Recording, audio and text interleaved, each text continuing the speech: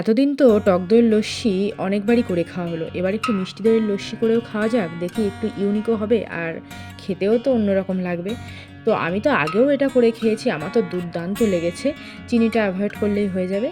তো মিষ্টি দইয়ের লস্যি করার জন্য আমাদের এখানে কি কি লাগছে সেটাই দেখে নিই। ফার্স্টেই 2 টুকরো লেবু আমি এখানে নিয়ে নিয়েছি, আর 250 গ্রাম মিষ্টি দই নিয়েছি, আর একদম ঠান্ডা জলটা নিয়েছি, আর কয়েক টুকরো বরফের কিউবও কিন্তু আমি এখানে নিয়ে নিয়েছি।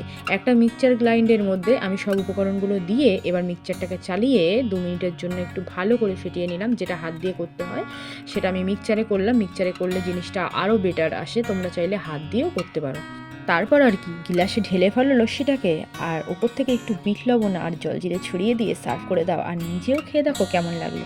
আমার তো দুর্দান্ত লাগে, এই লস্যিটা প্রায় দিনই আমি করে খাই। আর জানো তো, শুধু আমার কিন্তু এই লস্যিটা ভালো লাগে না, তোমাদের দাদাভাইও কিন্তু প্রায় দিনই এই টক দই আর মিষ্টি দই এনে হাজির হয়, বলে আমাকে লস্যি করে দাও। কারণ তোমাদের দাদাভাইয়ের আবদারই কিন্তু আমার এই পূরণ করতে হয়। তো এই রেসিপিটা তোমাদের ভালো লাগলে বাড়িতে একবার অবশ্যই ট্রাই করে দেখো, আর বাড়িতে খেয়ে অবশ্যই আমাকে জানিও লস্যিটা কেমন লাগলো। আজকের মতো ভিডিওটা এখানেই এন্ড করে দিচ্ছি। ভিডিওটা ভালো লাগলে একটা লাইক আর কমেন্ট করো।